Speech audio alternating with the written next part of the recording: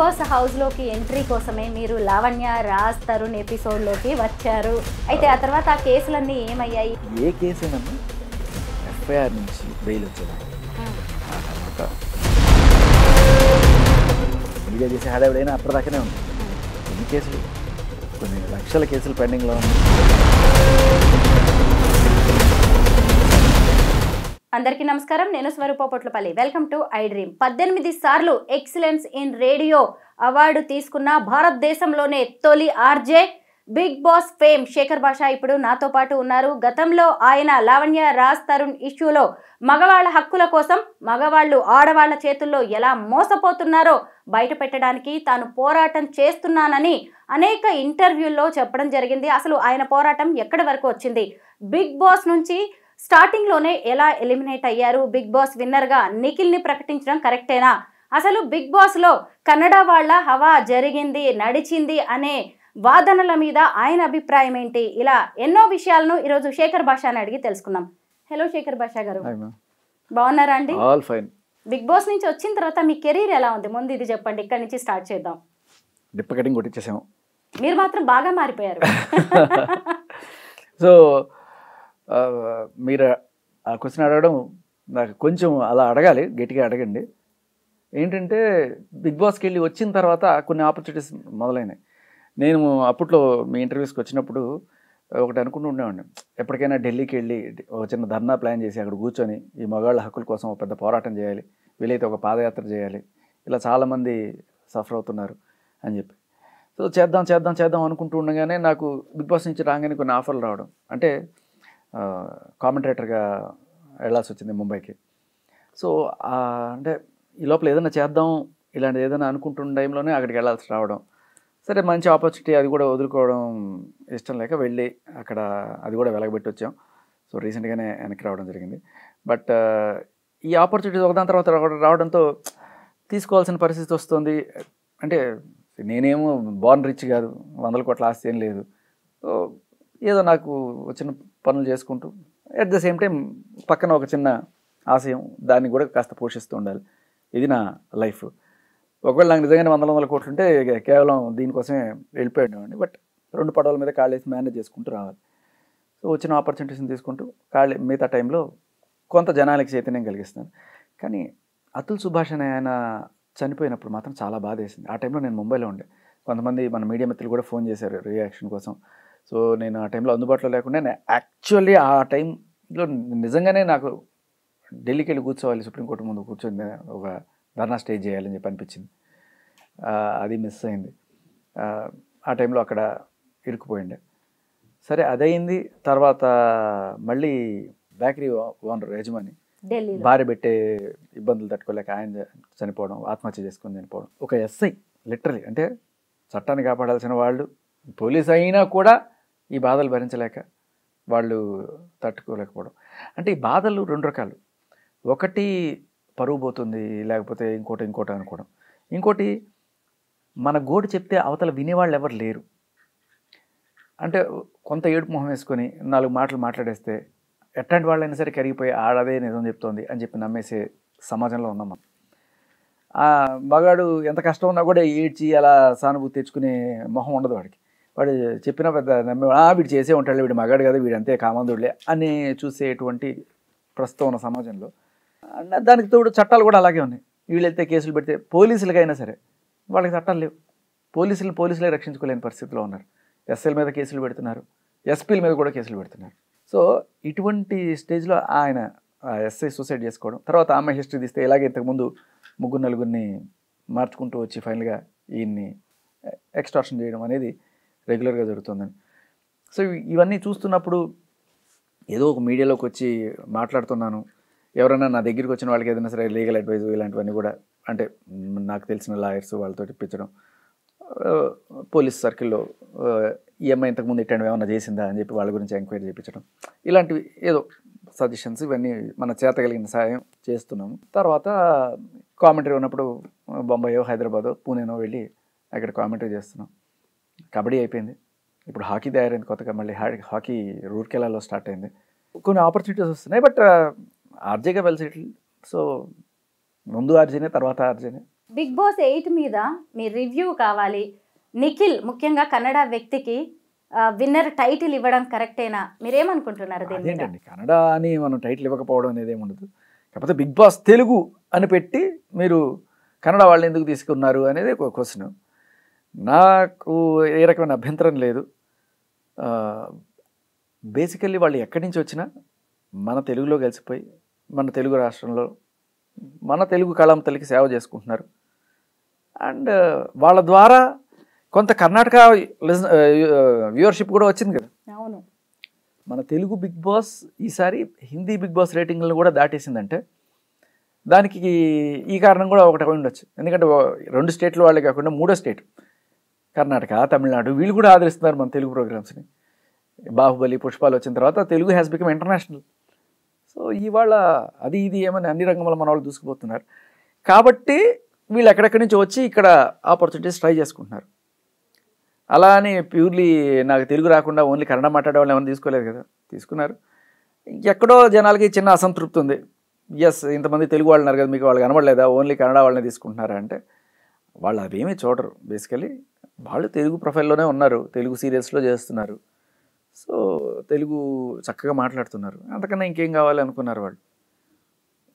ఎక్కడ పుట్టావు, ఎక్కడ చదువుకున్నావు అనేది కాకుండా ఎక్కడ ప్రస్తుతం ఉన్నావు అనేది మనం క్రైటీరియాగా తీసుకున్నాం. అంటే పర్సనల్గా చూసినప్పుడు నాకు నిఖిల్ విన్నర్ అవ్వడమే హ్యాపీగా అనిపించింది. ఎందుకంటే తనే ఎలిజిబుల్ అనిపించింది. అతను బిగ్ బాస్ హౌస్లోకి అడుగు పెట్టినప్పటి నుంచి కూడా వెల్ మెచ్యూర్డ్గా ఉన్నాడు, పెద్దన్నలా వ్యవహరించాడు. అలాగే మనం కన్నడ తెలుగు అని ఇక్కడ డిఫరెన్షియేట్ చేసి చూడాల్సిన అవసరం లేదు. ఎందుకంటే అందరూ కూడా బాగా ఆడారు. యష్మి కావచ్చు, అసలు ప్రేరణ సూపర్, పృథ్వీ, ఇలాగే నిఖిల్, ఎవరిని మనం పక్కకు పెట్టడానికి కూడా లేదు. అంటే ఈక్వల్లీ డిజర్వ్డ్ గౌతమ్ కూడా అనిపించింది. నిఖిల్తో ఈక్వల్గా గౌతమ్ డిజర్వ్డ్ అనిపించింది. అండ్ మీరు ఫస్ట్ అడిగిన క్వశ్చన్కి చాలామంది ఇలాగే మనసులో ఉన్న వాళ్ళందరికీ కూడా మన తెలుగువాడు గెలిస్తే బాగుండు అని ఆలోచించిన కోణంలో కూడా ఉంది. సో ఇద్దరు ఈక్వల్లీ డిజర్వింగే. ఎవరు గెలిచినా నేను హ్యాపీ ఫస్ట్ నుంచి. Gautam is also equally deserving అని. కాకపోతే ఒకే ఒక కోణంలో గౌతమ్ వైల్డ్ కార్డ్లో వచ్చాడు కాబట్టి, ఆల్రెడీ కొంత తెలుసుకొని వచ్చాడు కాబట్టి, నిఖిల్ ఫస్ట్ నుంచి ఆడుతున్నాడు కాబట్టి కొంత సీనియారిటీ అండ్ ఫస్ట్ నుంచి ఎక్కువ కష్టాలు పడ్డ నేపథ్యంలో అతనికి టైటిల్ వెళ్ళిందని చెప్పుకోవచ్చు.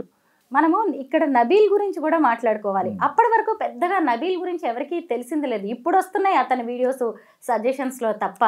అలాంటి నబీల్ కూడా టాప్ 4లో ఉండడం మంచిగా అనిపించింది. ఇంకొకటి ఏంటంటే ప్రేరణ, అసలు ఒక అమ్మాయి టాప్ 3లోకి వచ్చింది కదా. ప్రేరణ 4, నబీల్ 3లో ఉన్నాడు. అయితే ఎందుకు ఒక్క అమ్మాయి కూడా టైటిల్ విన్నర్ కాలేకపోతుంది? బిందుమాది ఒకసారి అయింది, కాకపోతే అది ఓటీటీ సీజన్. అది ఓటీటీ, దాన్ని కన్సిడర్ చేయలేదు. అలా ఏం లేదు. నేను యాక్చువల్గా సీత అయితే బాగుంటుందని రాసి పెట్టొచ్చాను వచ్చేటప్పుడు. సీత బిగ్ బాస్ టైటిల్ నీ రాత అని రాసి ఒక చెట్టు కట్టేసి వచ్చాను. కాలేదు. బట్ అలానేం లేదు, ఆట తీరుని బట్టి ఉంటుంది. కాకపోతే ఇక్కడ మగవాళ్ళకి కొంత ఎడ్జ్ ఎక్కడ వస్తుందంటే ఈ ఫిజికల్ టాస్క్స్ ఆడేటప్పుడు కొంచెం వీళ్ళు శక్తివంతులుగా ఉండడం వల్ల, అథ్లెటిక్ పెర్ఫార్మెన్స్ ఉండడం వల్ల అనిపిస్తుంది. బట్ అప్పుడప్పుడు రోహిణి లాంటి వాళ్ళు, విష్ణుప్రియ లాంటి వాళ్ళు మగవాళ్ళతో తలపడి గెలవడం అనేది ఇంకా కిక్ ఇచ్చే విషయం అనమాట. బట్ అది అన్నిసార్లు జరగదు. 10 సార్లు, ఒక 3 సార్లు అలాంటివి జరిగినప్పుడు వావ్ అనిపిస్తుంది. అంటే నైనికాని చూసినప్పుడు నేను షాక్ అయిపోయాను. ఫస్ట్ మా అందరితో ఈ ఫిజికల్ టాస్క్లు పెట్టినప్పుడు, లైక్ ఇట్లా పట్టుకొని వేలాడేవి ఇవన్నీ చేసినప్పుడు అందరూ వెళ్ళిపోతున్నారు. ఇంకా నైనిక, నేను, నిఖిల్ అందరూ రోప్స్ పట్టుకొని వేలాడుతున్నాం. నబీల్ అంత వెయిట్ ఉన్నాడు, 100 kg దగ్గర ఉంటాడేమో, 80-100 మధ్యలో ఉంటాడు. తను ఇట్లా పట్టుకున్నాడు, నేనున్నాను. సరే నాకు లైట్ వెయిటే కాబట్టి నేను పట్టుకొని ఎంతసేపు అయినా ఉండగలను. ఆ టైంలో టపక్మని ఏదో చిన్న వైర్ కట్ చేస్తారు కదా, కట్ చేసినప్పుడు నబీల్ నా మీద పడ్డాం, నేను నబీల్ మీద పడ్డాం, ఏదో జరిగి టప్మని ఇద్దరం పడిపోయాం. వీళ్ళిద్దరు మిగిలిపోయారు. షాకింగ్ ఏంటంటే తను అసలు ఎంత ఉంటుంది మిరపకాయలాగా, అసలు సూపర్ అనిపించింది. అంటే నిఖిల్ హీ కుడ్ హోల్డర్ ఫైనల్గా. కానీ అంతసేపు ఆ అమ్మాయి ఉందంటే సలాం అనిపించింది. సూపర్ అనమాట. అంటే ఆ అమ్మాయితో చాలా ఫిజికల్ టాస్క్లు నేనే గెలవలేను, అంత అథ్లెటిక్. సో ఇలా ఉన్నారు. But at the same time overall percentage చూసుకుంటే మనకి జనరల్గా ఒక 70% అబ్బాయిలకి ఎడ్జ్ ఉంటుంది ఈ విషయంలో. ఈసారి వైల్డ్ కార్డ్ ఎంట్రీస్ కూడా భలే పెర్ఫామ్ చేశారు. వాళ్ళు వచ్చే టైంకి మీరు లేరు, అయినా బయట నుంచి అబ్జర్వ్ చేసి ఉంటారు కదా. అవినాష్ కావచ్చు, రోహిణి, అసలు డాక్టర్ గౌతమ్, తేజ, వీళ్ళందరూ కూడా చాలా బాగా పెర్ఫామ్ చేశారు. ఎందుకంటే అంతకుముందు టైంలో వీళ్ళకి అంత స్కోప్ దొరకలేదు అంటే అందుకే పంపించారేమో అనిపిస్తుంది. పెర్ఫామ్ చేయడం అంటే వీళ్ళు మంచి ఎంటర్టైన్మెంట్ తీసుకొచ్చారు వర్తున్న క్యాండిడేట్స్ కూడా. టు ద అంటే ఎంటర్టైన్మెంట్ కొంచెం తగ్గింది అనుకునే స్టేజ్ వచ్చినప్పుడు వీళ్ళని ఇది చేశారనమాట. నేనున్న టైంలో సరదాగా జోకులు వేసుకుంటూ బాగానే తీసుకెళ్ళాను. నేను ఒక 2 వారాలు మంచి మంచి జోకులు వేసి జనాలు టార్చర్ కూడా చేశాను. అవును, బాగానే బయటకు వచ్చిన తర్వాత వైరల్ కూడా అయింది. ఎన్నిసార్లు చెప్పాను. సో నేనున్న టైంలో ఆ జోకులు అవన్నీ ఉన్నాయి. నేను వెళ్ళిపోయిన తర్వాత అప్పుడు నాగార్జున గారు కూడా అన్నారు, సీత ఏడుస్తుంటే ఏంటి శేఖర్ భాష వెళ్ళిపోతే నవ్వులు వెళ్ళిపోతాయి ఏడుస్తున్నావు అన్నారు. So that's an honour. ఆ 2 వారాలు ఎంటర్టైన్మెంట్ తర్వాత ఒక 2 వారాలు మంచి ఎమోషనల్ డ్రామా నడిచింది. తర్వాత మళ్ళీ అగైన్ ఎంటర్టైన్మెంట్. అలాగే మనం ఇక్కడ పృథ్వీ అలాగే విష్ణుప్రియ లవ్ స్టోరీ గురించి కూడా మాట్లాడుకోవాలి. అదంతా నిజమేనా? ముఖ్యంగా ఏంటంటే అసలు ఎన్ని రోజులు విష్ణుప్రియ అనే అమ్మాయి చాలా స్ట్రాంగ్ క్యాండిడేట్ అనుకున్నాం, కానీ అక్కడ చూసినప్పుడు అబ్బా అతను వెనక పడడం, ఎందుకు ఇలా విష్ణుప్రియ చేస్తోంది, అక్కడికి లోపలికి వెళ్ళిన వాళ్ళు కూడా కొంతమంది ఆమెకి హింట్స్ ఇచ్చారు. అయినా కానీ బయటకు వచ్చిన తర్వాత ఏదో హార్మోనల్ ఇంబ్యాలెన్స్ అది ఇదని తను కవరింగ్ ఏదో చేస్తుంది. దీని మీద అసలు విష్ణుప్రియని నేను ఎల్కేజీ అమ్మాయి దాకా చూస్తాను నేను. అవునా? అంతే, అంత ప్యూర్, అంత అంటే వాళ్ళకి ఏం తెలుస్తుంది, అలాగే ఉంటుంది అమ్మాయి. మనిషే అంత నచ్చితే నచ్చాడు ఇంకా అమ్మ వాళ్ళేమనుకుంటారు వీళ్ళేమనుకుంటారు ఏమీ ఉండదు. తప్ప రైటా ఏమీ లేదు, అస్సలు ఏం లేదు. అలాంటి మనుషులు లైఫ్లో చూడాల. Just as pure as water, అంతే. అంతే, తనకి నచ్చింది, నిజంగానే నచ్చింది కాబట్టి తను అలా చేసింది. నాకు అనిపించింది, అమ్మా ఇంద్రజ, నువ్వు భూలోకానికి వెళ్ళిన పని ఏమి, నువ్వు అక్కడ చేస్తున్నది ఏమి, నువ్వు ఉంగరం తీసుకురావడానికి వచ్చే ఉంగరం తీసుకొని రా, నువ్వు అనవసరంగా మానవుడితో ప్రేమలో పడిపోతే అక్కడే ఉండిపోవాల్సి వస్తుంది జీవితంలో. జగదగిరి డైలాగ్ గుర్తొచ్చింది నాకు. ఎందుకు ఇలా అమ్మాయి చేసుకుంటుంది అనుకుంటే దట్స్ హర్. అయితే పృథ్వీ క్లియర్గానే ఉన్నాడు, అక్కడే చెప్పేసి ఉంటాడు, నువ్వు ప్రేమలో పెళ్ళిళ్ళు ఇట్లాంటివి ఏం పెట్టుకోకు, నాకు ఐ హ్యావ్ అదర్ కమిట్మెంట్స్, నువ్వు అట్లా అసలే పెట్టుకోకండి. ఫీలింగ్ వచ్చింది, నేను దాన్ని ఇప్పుడు నేను చంపుకోలేను లేకపోతే ఇంకోటి అలా ఉన్నాళ్ళు ఉంది. ఇప్పుడు ఇప్పుడు ఎలా ఉంది కండిషన్? అది ఇప్పుడు మారదు. నిజమా? పృథ్వీకి కూడా ఇష్టమే, కానీ అలాంటి రిలేషన్లోకి అయితే తను ఎంటర్ అయ్యే, తను చాలా స్ట్రాంగ్ మైండెడ్ లా ఉన్నాడు అసలు. పృథ్వీ అయితే తన ఫోకస్ ఇటు వెళ్ళలే అటు వెళ్ళలే. విష్ణుప్రియ అన్న పాపం అటు ఇటు ఇటు అటు అయిపోయింది. కానీ పృథ్వీ షోమ్యాన్, అంటే ఎక్కువగా షో ఆఫ్ చేయడానికి ఇష్టపడతాడు. స్టైల్స్ కొట్టడం, హెయిర్ స్టైల్ మాత్రం అసలు మార్చలేదు. అది మంచి ఒక వారియర్ లుక్ ఉంటుంది. But Prithvi is very strong guy. And at the same time అమ్మాయిని ఎక్కడ బాధ పెట్టకుండా, అంటే నొప్పించక తప్పించుకు తిరిగివాడు ధన్యుడు సొంతి అన్న టైప్లో మనోడు మేనేజ్ చేసుకుంటూ వచ్చాడు. తనకి ఇష్టమే, కానీ లైఫ్లో అంతా అన్ని 70 అబోవ్ కెమెరాస్ ఉన్నప్పుడు అందరూ చూస్తారు అన్నప్పుడు అది వెళ్ళిపోతుంది. అది ఉండాలి అని పృథ్వీ ఉన్నట్టున్నాడు కొంత. అది అలానే లేదు, 3-4 డేస్కే మీకు అది వెళ్ళిపోతుంది. ఇక్కడ కెమెరాలు ఉన్నాయి అనేది ఉంటుంది, ఐ మీన్ వెళ్ళిపోతుంది. కొంత కాన్షియస్గా ఉన్నా కూడా చాలాసార్లు మీరు ఉండలేరు conscious. All the time you can't be conscious. అలా అని ఏమి అంటే మిస్బిహేవియర్ అలాంటివి ఏం చేయరు. మన తెలుగు బిగ్ బాస్ ఇంకా హిందీ బిగ్ బాస్ స్టేజ్కి వెళ్ళలేదు. ఆ విషయంలో వీఆర్ లక్కీ అని చెప్పుకోవచ్చు. అది మరీ దారుణంగా ఉంటుంది. మన సోనియా అలాగే యష్ పెళ్ళికి మీరు వెళ్ళారా? వెళ్ళలేదు, అన్ఫార్చునేట్లీ ఆ టైంలో నేను బాంబేలో ఉండే కామెంటరీ కోసం. ఓన్లీ బ్లెస్సింగ్స్ పంపించాను, బట్ తర్వాత ప్రాయశ్చిత్తం చేసుకున్నాను. వాళ్ళు సత్యనారాయణ స్వామి వ్రతం చేసుకుంటే అక్కడికి వెళ్ళాను. సో ఆ టైంలో ఆల్రెడీ స్మార్ట్ జోడీ స్టార్ట్ అయిపోయింది, ఆ జంటలందరూ కూడా వచ్చేసారు. So I had good time with them. మీరు వెళ్ళట్లేదా? నేను స్మార్ట్ జోడీ ఇంకా స్మార్ట్. బిగ్ బాస్ నుంచి వచ్చిన తర్వాత ఆ కంటెస్టెంట్స్ అందరితో మీ రిలేషన్ అలాగే అంటే నాకు పిలిపి వచ్చింది, కానీ మరి బుడ్డోడు నెలలోడు కదా, ఇంకా వాడిని తీసుకొని అక్కడ దిష్టి కొట్టించడాలు అవన్నీ మాకు ఇష్టం లేదు. అందుకని చెప్పేసా క్లియర్గానే. బిగ్ బాస్ హౌస్ నుంచి బయటకు వచ్చిన తర్వాత ఆ కంటెస్టెంట్స్ అందరితో అలాగే మీ రిలేషన్ కొనసాగుతుందా? ఇంకా బాగా బెటర్ అయింది యాక్చువల్గా. నాకు అక్కడ ఎవరితో అయినా సరే కొంత ఇది ఉంది అనుకుంటే అది ఓన్లీ ఇద్దరే, సోనియా అండ్ మణికంఠ. ఓకే, వాళ్ళతో డైరెక్ట్గా నాకు అక్కడ కూడా ఏమి శత్రుత్వం ఏం లేదు. బట్ వాళ్ళ బిహేవియర్, అరుపులు, కేకలు, లేకపోతే అవతల వాళ్ళని తిట్టేది ఇది నాకు ఎందుకు నచ్చేది కాదు. ఒక నెగిటివ్ ఇది కొట్టేది. సరే వాళ్ళ స్ట్రాటజీలు వాళ్ళవి అవి అన్నీ కూడా.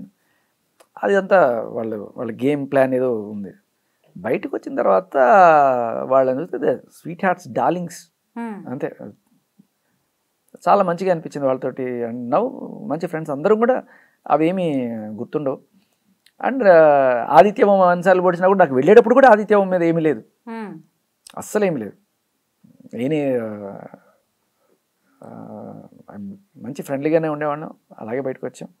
ఇంకా నబీల్, నేను యాక్చువల్ అక్కడ బెస్ట్ ఫ్రెండ్ ఎవరైనా ఉన్నారంటే నాకు నబీల్, ప్రేరణ, వీళ్ళతోనే ఎక్కువగా నేను మాట్లాడుకుంటూ ఉండే. బేబక్క బయటకు వచ్చిన తర్వాత నబీల్తో అసలు ఇప్పటిదాకా మాట్లాడలే, నాకు తెలిసి ఇప్పటిదాకా మాట్లాడలే. మావాడు ఫోన్ చేయలే. ఇన్ఫ్యాక్ట్ ఇంకా మణికంఠతో సోనియాతో వీళ్ళతో ఎక్కువ టచ్లో ఉన్నా. ఓడలు బళ్ళు అవుతాయి, బళ్ళు ఓడలు అవుతాయి అంటారు చూడండి, ఆ టైప్లో. మేబీ తను వరంగల్ వెళ్ళిపోయాడు, ఏదో హడావిడిలో ఉండుంటాడు. బట్ నిఖిల్ కూడా ఇప్పటిదాకా మళ్ళీ మాట్లాడలే. అక్కడ ఉన్నప్పుడు చాలా బాగా మాట్లాడేవాళ్ళు అందరూ. నిఖిల్, పృథ్వీతో ఒకసారి ఏదో మాట్లాడాను, విష్ణుప్రియ 2-3 సార్లు మాట్లాడింది. అండ్ అగైన్ ఇలా ఉండేవాళ్ళు. అదే చిన్నపిల్లగా ఉంటుంది. అండ్ అంతే. వీళ్ళల్లో ఇప్పుడు ఆర్డినెన్స్ ఎవరైనా అంటే నిఖిల్, పృథ్వీ ఒకసారి మాట్లాడాడు, నిఖిల్, నబీల్ టాప్ 3లో. గౌతమ్ మళ్ళీ రెగ్యులర్గా టచ్లో ఉంటాడు, మాట్లాడుతుంటాడు. తన రీసెంట్గా ఏదో మినిస్ట్రీ ఆఫ్ కాఫీ అఫేర్స్ అని ఒకటి ఓపెన్ చేశాడు మన 100 ఫీట్ రోడ్లో గౌతమ్. సో మేము అందరం వెళ్ళాం అక్కడికి. అందరం కలుస్తున్నాం కానీ వీళ్ళే మాత్రం కలవట్ల. నబీల్ కలవట్ల, నిఖిల్ కలవట్ల. సరే వాళ్ళు ప్రస్తుతానికి ఒక 108 రోజులు అక్కడ ఉండి అదే ఇప్పుడు వద్దురా బాబు మనకి ప్రపంచం వద్దని చెప్పి ఎక్కడో అడవుల్లో బతుకుతున్నట్టున్నారు ప్రస్తుతానికి. I think they will get back. We have a group, అందరం కలిసి మాట్లాడుకుంటుంటాం. సో చూద్దాం. ఐ థింక్ కొంతమంది అనుకుంటుంటారు వీళ్ళకి కొమ్మలో వచ్చేసినాయి మాట్లాడలేదు. I hope that is not true. వాళ్ళు ఏదో కాస్త జనజీవన స్రవంతికి దూరంగా ఉన్నారు కొంతసేపు. బిగ్ బాస్ హౌస్ లోకి ఎంట్రీ కోసమే మీరు లావణ్య, రాజ్, తరుణ్ ఎపిసోడ్ లోకి వచ్చారు అని చెప్పి అప్పట్లో చాలా విమర్శలు వచ్చాయి. అయితే ఆ తర్వాత ఆ కేసులన్నీ ఏమయ్యాయి? రాజ్, తరుణ్ మీతో టచ్లో ఉన్నాడా? టచ్లో ఉన్నారు. అండ్ ఏ కేసు అయినమ్మా ఎఫ్ఐఆర్ నుంచి బెయిల్ వచ్చేదాకే. ఆ తర్వాత అది ఏమైందో ఎవడో కూడా పట్టించుకోడు. మీడియా చేసే హడావిడైనా అప్పటిదాకానే ఉంటుంది. ఎన్ని కేసులు, కొన్ని లక్షల కేసులు పెండింగ్లో ఉన్నాయి. అవి నడుస్తుంటే 1 సంవత్సరం, 2 ఏళ్ళు, 3 ఏళ్ళు నడుస్తుంటే కొన్ని కోర్టులు కూడా ఛార్జ్ షీట్ అయిన తర్వాత అక్కడే డిశ్చార్జ్ పిటిషన్ వేసుకొని కొన్ని క్వాష్లు అయిపోయి వెళ్ళిపోతుంటాయి. సో అవి పెద్ద పట్టించుకోరు. బట్ ఏమవుతాయి అనేది మనం ప్రిడిక్ట్ చేయొచ్చు. 97% of these cases are false cases. కొంత హడావిడి చేయడానికి పనికి వస్తుంది. ఆ టైంలో వీళ్ళ దగ్గర నుంచి డబ్బులు పొందడానికి, ఎక్స్టార్షన్కి ఇలాంటి వాళ్ళు వాడుకుంటుంటారు. కొంతమంది పోలీసులు వాడుకుంటుంటారు, కొంతమంది అమ్మాయిలు వాడుకుంటుంటారు. బట్ అల్టిమేట్లీ కోర్టుకు వచ్చిన తర్వాత ఇవి ఏమీ చల్లవు, సాక్ష్యాలు ఉండవు, ఏమీ ఉండవు, అన్నీ వీగిపోతాయి. 97 ఇంకా 99% చెప్పాలంటే అన్ని కేసులు ఇదైపోతాయి, వీగిపోతాయి. హర్ష సాయి కేసులో మీరు అరెస్ట్ అయ్యే వరకు కూడా పరిస్థితి వచ్చింది. స్టేషన్ బెయిల్ కూడా తీసుకున్నారు మీరు. అయినా సరే ఇలాగా కాంట్రవర్సీస్ వచ్చినప్పుడు మాట్లాడడం ఆపరా? అది ఏంటంటే ఒక మీడియాలో ఉన్న వ్యక్తిగా మన దగ్గరికి ఏదైనా ఇన్ఫర్మేషన్ వచ్చినప్పుడు అవతల ఒక తప్పు జరుగుతోంది సమాజంలో, ఒక మనిషి సంఘ విద్రోహ కార్యకలాపాలు ఏమైనా చేస్తారు, కొంతమంది డ్రగ్స్ అమ్ముతున్నారు అనుకోండి, నిజంగా డ్రగ్ పెడ్లర్గా ఉన్నప్పుడు అది బయట పెట్టాలా వద్దా? చెప్పెట్టాలి. అలాగే పింపు పనులు చేస్తూ రాజకీయ నాయకులకి అమ్మాయిలని సప్లై చేస్తున్నారు అని చెప్పే విషయం మన దగ్గరికి వచ్చింది, అది మనం బయట పెట్టాలా వద్దా? సో అమ్మాయి కాబట్టి వెళ్ళి కేసు పెడితే ఆ అమ్మాయి గురించి ఏం మాట్లాడకూడదు, మాట్లాడితే మిమ్మల్ని లోపలేస్తాం, ఇది ఎక్కడి న్యాయం? అమ్మాయి కాబట్టి ఎట్టండి డ్రగ్స్ అయినా అమ్ముకోవచ్చు, లేకపోతే ఇవన్నీ చేయొచ్చు. ఇప్పుడు ఇవన్నీ ఎవరో అన్న ఆరోపణలు తీసుకొచ్చి నేను చెప్పట్లా. ఫస్ట్ పర్సన్ వాళ్ళే వాళ్ళ మాటల్లో చెప్తున్న మాటలు, వాళ్ళు రాసి సంతకాలు పెట్టిన పేపర్లు, ఇవన్నీ మనం తీసుకొచ్చి ప్రశ్నిస్తున్నప్పుడు ఏమైంది? ఉన్న మాట అంటే ఊరికెక్కువన్నట్టుగా వీళ్ళు ఎప్పుడు వెళ్ళైతే కేసులు పెడతారో అక్కడతో ఆగకుండా వీళ్ళకున్న కాంటాక్ట్స్ హై లెవెల్లో ఉంటాయి.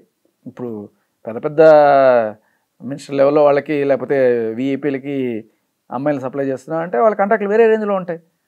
మరి అప్పుడు ఎక్కడి నుంచో ఇన్ఫ్లుయెన్స్ వస్తుంది, ఏదో రకంగా ఆపించాలని చూస్తారు. లేకపోతే వాళ్ళకి సంబంధించిన వీడియోలు ఏమన్నా నేనేమన్నా బయట పెడతానని చెప్పి భయపడ్డారో ఏమో మరి. సో ఏ రీజన్ ఏదైనా కావచ్చు. నాతో పాటు 150 యూట్యూబ్ ఛానల్స్, ఇంకో 4 మంది ఇన్ఫ్లుయెన్సర్స్ అందరి మీద పెట్టారు కేసులు. అన్ప్రెసిడెంటెడ్ అని చెప్పాలి నిజానికి. ఎందుకంటే అంటే ఒక తప్పు జరిగింది అని చెప్పి మీడియాలో మాట్లాడితే దానికి కూడా వాళ్ళు నోరు నొక్కే ప్రయత్నం చేస్తున్నారు. నిజాల్ని బయట పెట్టకూడదు. ఇంకా ఇదేంటంటే నా డౌట్ ఏమైందంటే అక్కడికి వచ్చి అరెస్ట్ లేదు పడలేదు, ఊరికే హడావిడైతే జరిగింది. కానీ అక్కడ బేసికల్ వాళ్ళు చేసింది ఏంటంటే ఫోన్ చెక్. అంటే ఫోన్లో వీడి దగ్గర ఇంకేమేమి ప్రూఫ్లు ఉన్నాయో, ఏ ఎమ్మెల్యేనో ఏ ఎంపీ ఏ అమ్మాయితో సరసాలు ఆడుతుంటే అవన్నీ వీడి దగ్గర పెట్టుకొని ఇంకేదైనా రేపు ఎల్లుండో ఏ మీడియాలో బ్లాస్ట్ అవుతుందో అని చెప్పి భయపడ్డారో ఏమో తెలియదు.